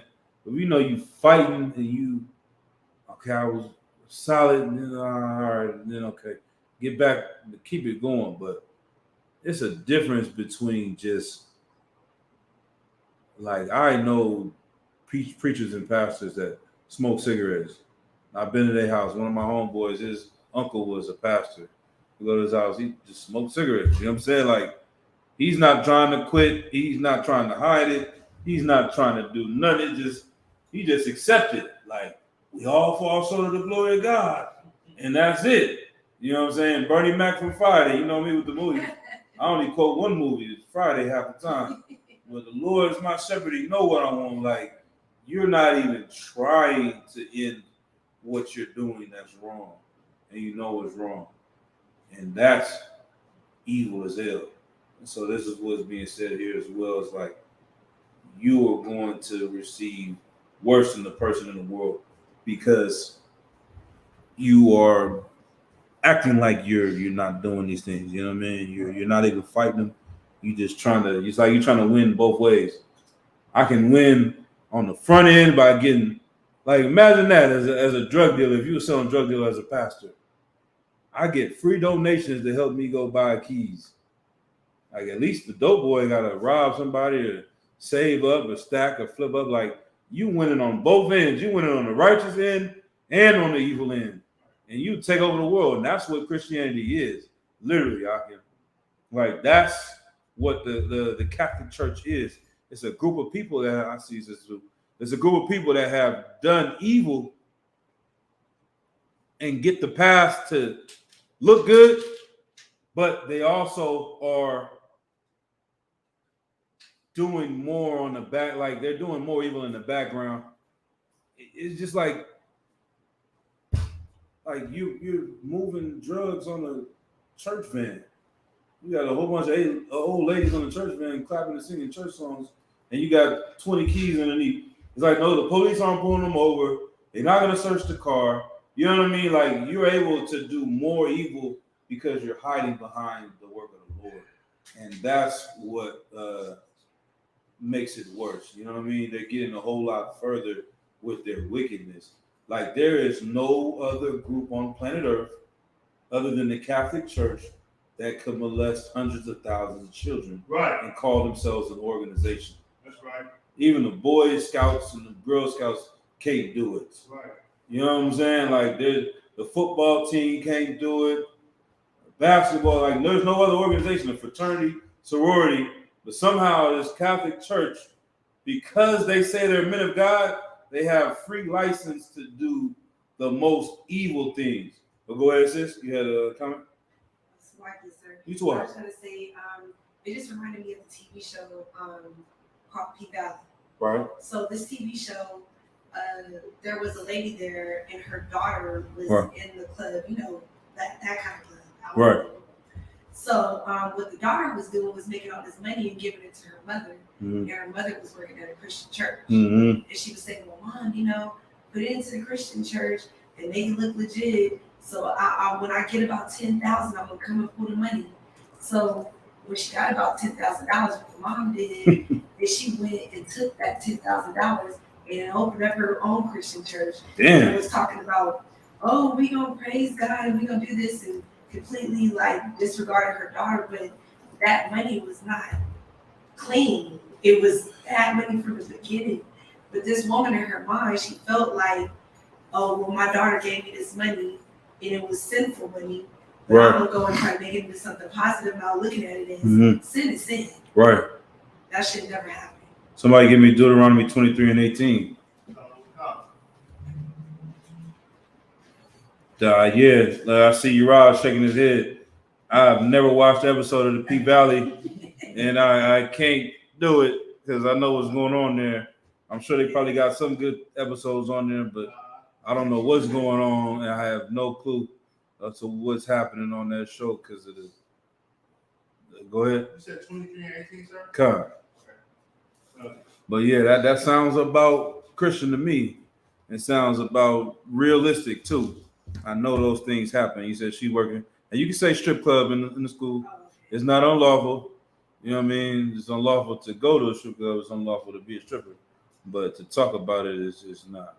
But yeah, so you saying she was working as a stripper and pretty much a prostitute because that goes in there, and then giving the money to the mother to clean it up. Now did the mother steal from the daughter? Yep. And the daughter was mad about it? Yep, and But- opened up her own Christian church. But the mother was still feeling like she was doing something right with it. Right. Interesting. Go ahead. For the Lord. Right.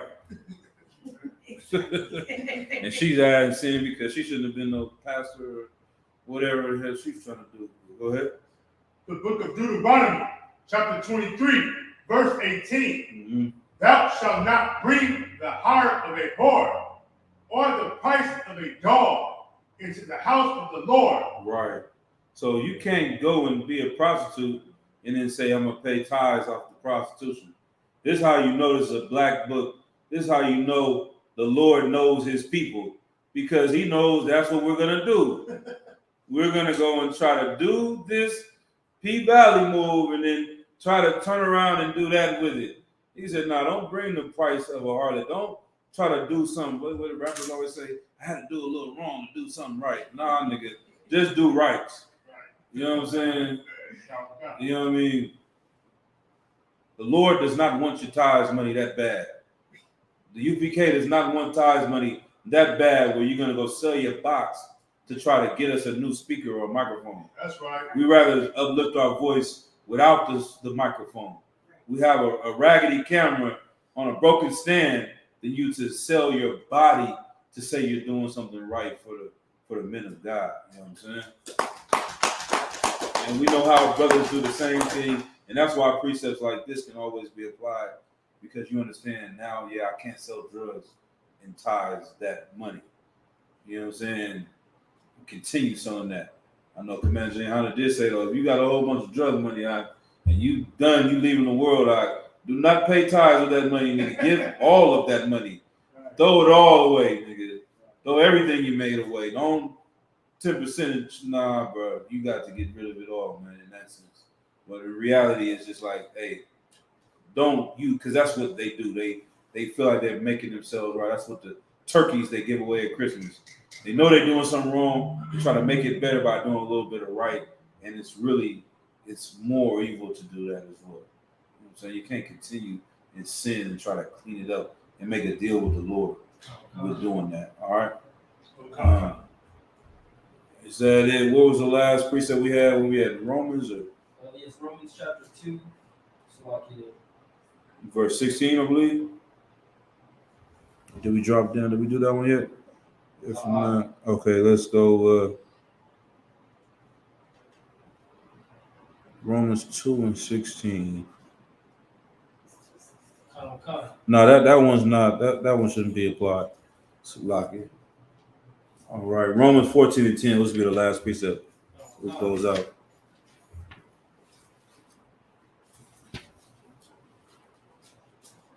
This is the book of Romans, chapter 14, verse 10.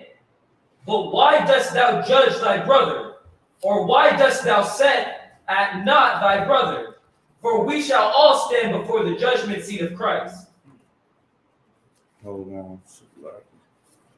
As a matter of fact, I think I did. Let me get there with you. One second. Read it again. Verse 10. But why dost thou judge thy brother? Or why dost thou set at naught thy brother? For we shall all stand before the judgment seat of Christ. Right, like don't forget to have mercy on your brothers and on your sisters. Don't forget to have mercy on your husband, on your ribs, on your children, on your family members, because we all gonna have to face judgment. Like we know all of our righteousness is as a filthy rag. Someone give me that one. That's the last one for sure. Isaiah 60 and 6 or 60 and 4. Or is it Isaiah 66 and 4? Somebody found it? Or are you looking for it? I'll find it. Which Isaiah 64 and 6.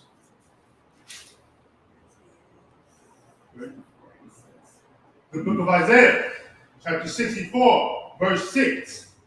But we are all as an unclean thing, and all our righteousness are as filthy rags. Right, like, and this is very visual and descriptive when you hear filthy rags. You got to think about, they used to say back in the days when a woman was on her monthly, they said she's on a rag. You know what I'm saying? And that's because they didn't have tampons and whatever the pads back in the days. They just had rags and towels. And so a filthy rag is that. You know what I'm saying? All our righteousness is a filthy rag. It's nothing in the sight of the Lord. And that's the spirit that's really going to allow you to be righteous in the work of the Lord coming out of the world. Because you can get in the truth for 2 years and 3 years and forget that you were a disgusting bastard for 40 prior. You know what I'm saying? You can forget that you were evil as hell for 32 years prior. You'd have been on point for 2 solid years. And now you look at everyone else as if they are the worst things on earth. Or you're mad that they don't get it in the time that you got it. Or that they don't just come in and drop everything because you told it to them. Nigga, who do you think you are? You know what I'm saying? Jesus? Yahushua? Because, nigga, they wasn't listening to Yahushua when he was coming and telling them. They definitely should have listened to him. Right. But so you spent 20 minutes talking to somebody and you, why you ain't come to class? Why you still smoking that weed? What's wrong with you? Nigga, you was smoking weed for 25 years. Do not play. You know what I'm saying? The Lord knows all that. All our righteousness is a filthy rag. Like, we got to be humble with our people. We got to be, you know what I'm saying, have mercy on them with our people. We got to have forgiveness on our people and understanding on our people. And that don't expect everyone to be where you're at. And when they're not where you're at, it shouldn't anger you. It should make you want to work harder to be better, make you want to work harder to gain them. And if not, they shalom. Right. You know what I'm saying? I'm not the one that's going to put you to death. I pray that all Israel shall be saved. So even if you go ahead and keep on smoking weed, don't never come to class, don't ever listen to me, I pray that you get it one day. I don't pray for you to get your head blown off, but I know it's what can happen. And when it happens, I'm not going to celebrate, but I'm going to, you know what I'm saying, use that as an example to warn other people. You know what I'm saying? This is what we've been going out and doing. But read it one more time from the top.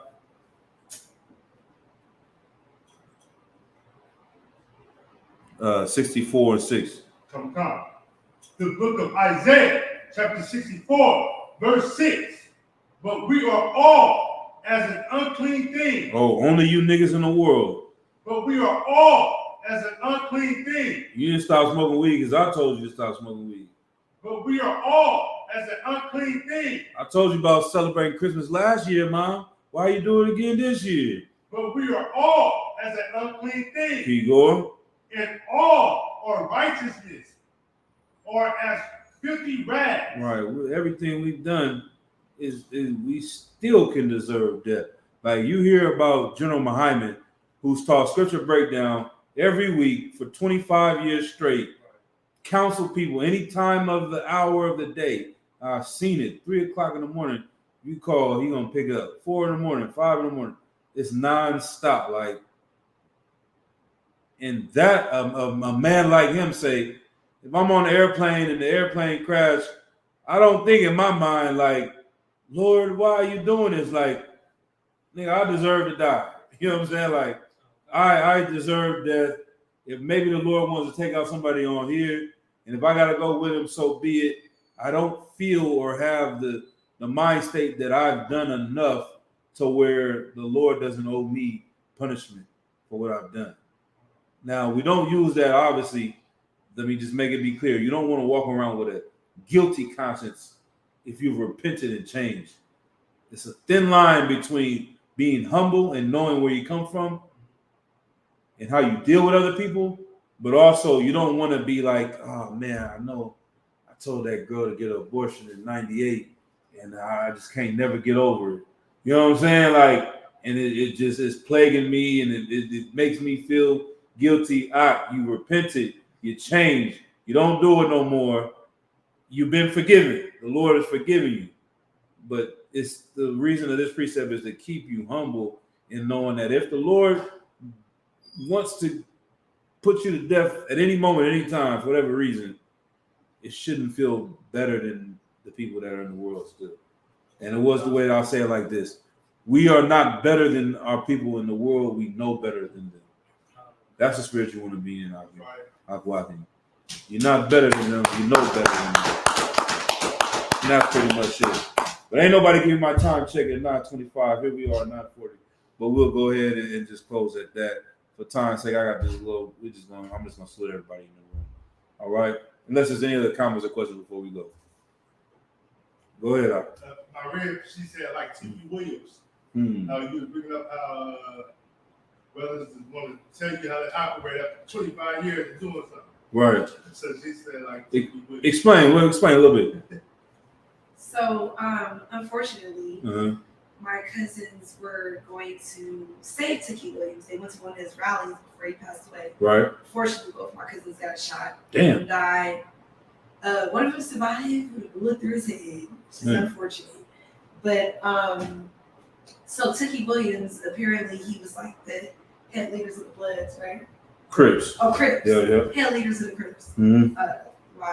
Salakia. Mm-hmm. So he was the head leader of the Crips and killed all these people, did all these heinous crimes, went to jail, decided to go to jail and write children's books. Mm-hmm. Now he changed. Now he's doing all these different things and begging for mercy. Like, oh, I'm a different person. I'm not this person anymore. Mm-hmm. Everybody on the outside is like, well, we all lost our family because of you. Mm-hmm. Like, how can you be forgiven for that?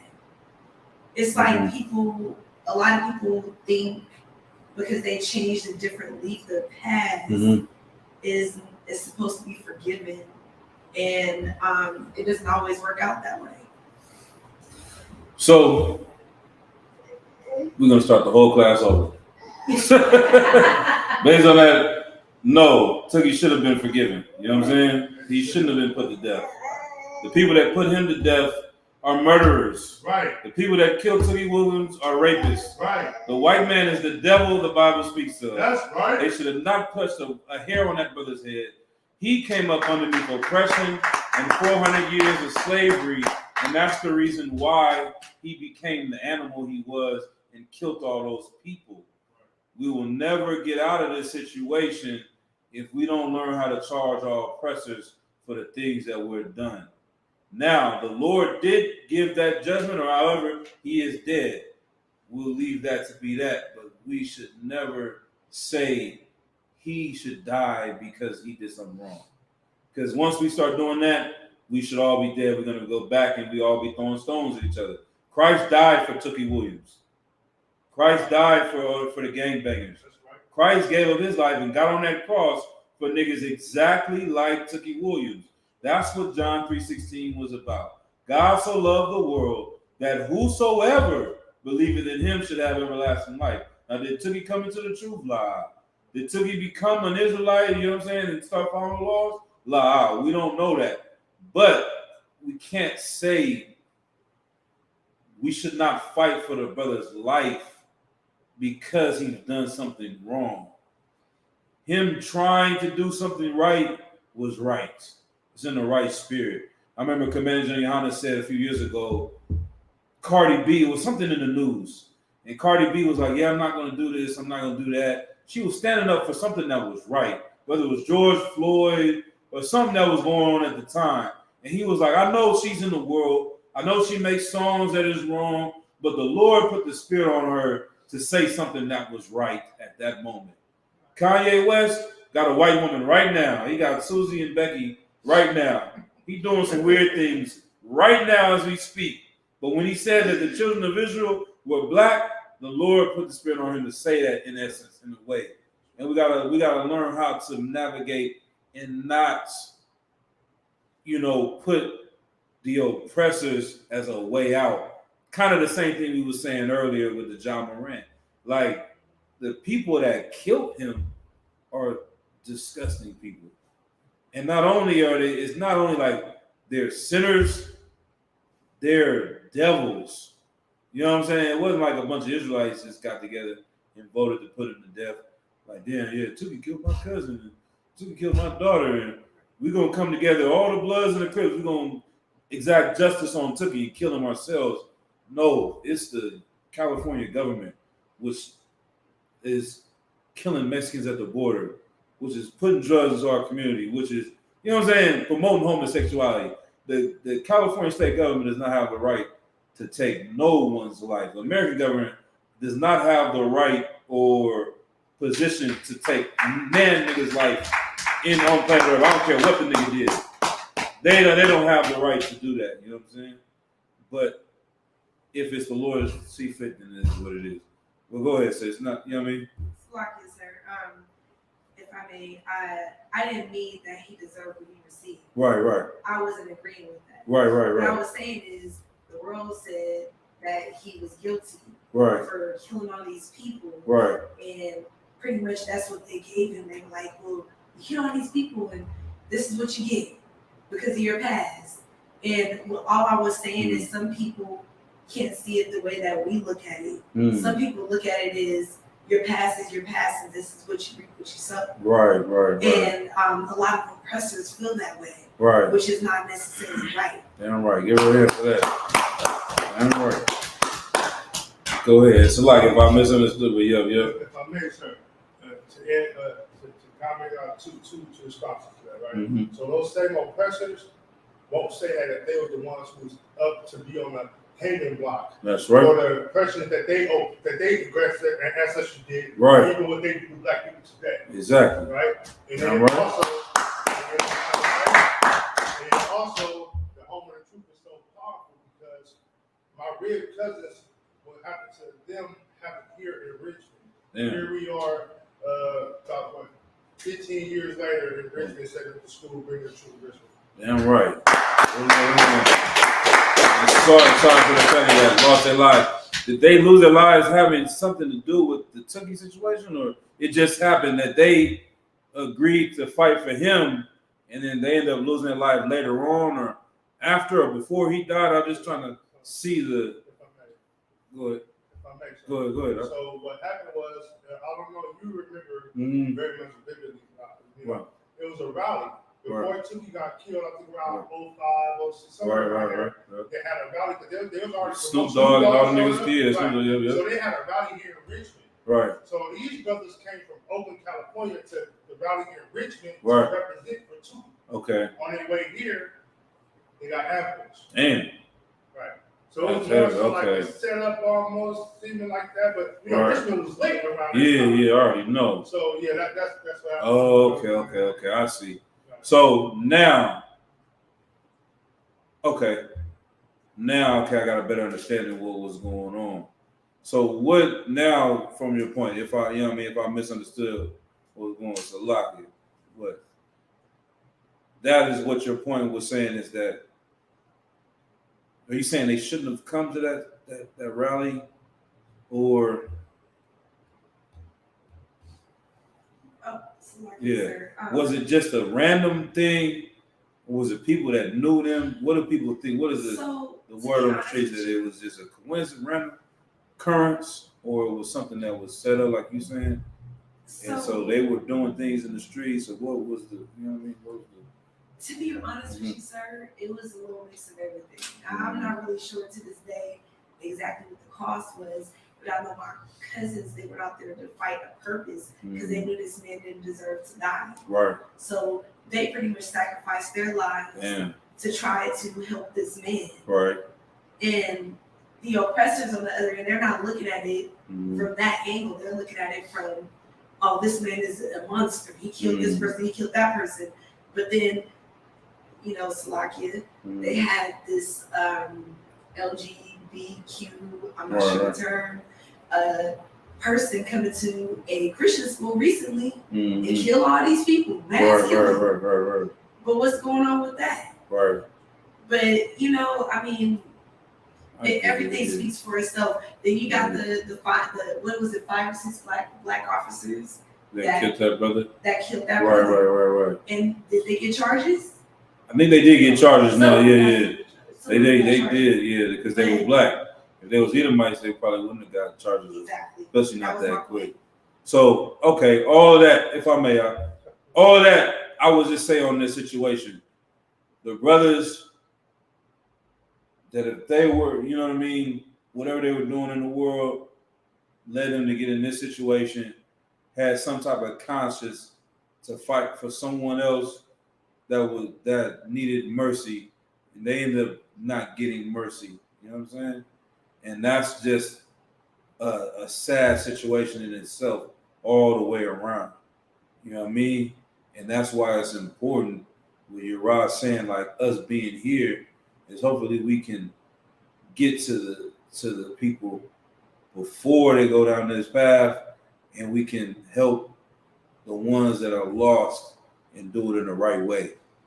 Because here in the UPK, we wouldn't have set up a rally in that instance for Tuki. You know what I'm saying? We would have done something different. And we move militant, you know what I'm saying? We pick the way we move and operate and do our thing. So, that situation is tough, man. And that's what happens a lot in our communities is you'll find people that are motivated to do something right, but they don't know there's things they need to change too. You know what I'm saying? It's like the Black Panthers. They want to help our people. There's things they want to continue to do that lead to their demise. You know what I'm saying? And so that is time. That does bring it full circle that before you fix the mote in your brother's eye, make sure, you know what I'm saying, get that beam out of your eye. Right. You understand what I'm saying? And that's important too. And that's what keeps the UPK going since 1969, is that the Lord and the angels are with us and protect us in a lot of situations where we could have been put to death too. The Lord delivered us out of that. Like we went to Cunha, Mexico, in a level 4, 5 cartel area where people get killed every day, and went with no guns, with nothing, and made it out alive. A couple months later, 4 or 5 Judites going to Mexico, get kidnapped, 2 or 3 get killed. You know what I'm saying? Like the same thing they driving through, and it goes a whole nother way. Who's to say that couldn't have happened to us? It didn't, because the Lord and the angels protected us. And you ask them brothers, yeah, right. And you ask them brothers, and they had stories of how they was guided out of there by some random dude just telling them, pulled up. It's correct. Hey, go down this road. They lost. Over here, go that way. On the way to Acuña. Then they leaving. He popped up out of nowhere again. Same dude. And guided them out of there and told them to go here and go there and go that way. So we know a lot of the brothers think that was angel. You know what I'm saying? Dude disappeared and all that. But anyway, we go on and on about that. But for time, you know, did you have one more thing out? So you got All right. But yeah, with all of that, man, that's a sad situation. And we understand that our folks need to really know who our enemy is, and that damn devil, man, to pay for real. That's the justice that we want. That's the ones that don't get a break. Right. That's the ones that don't get leeway. That's not who Paul prayed for that can be saved, is our oppressor. That's what we learned in Christianity is all our life is to pray for that LGBT member that went into school and shot at the kids. Give them mercy. Give the one that killed Botham Jean mercy and hold her hair and do her hair and braid her hair and hug her hair. But Tookie, he gotta die because he was a gang member. Nah, we gotta pray for brothers like him to get mercy, change their lives, and to help lead our men, because them is the soldiers that we want and that we need.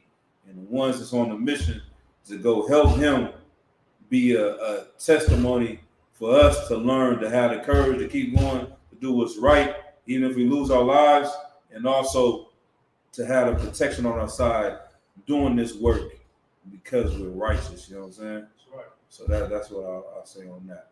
With that, I'll salute the brothers. Yahweh Shem Yahshua Barakathum. Y'all watch me. To the sisters, Yahweh Shem Allah Thumb Shem Yahshua. All right.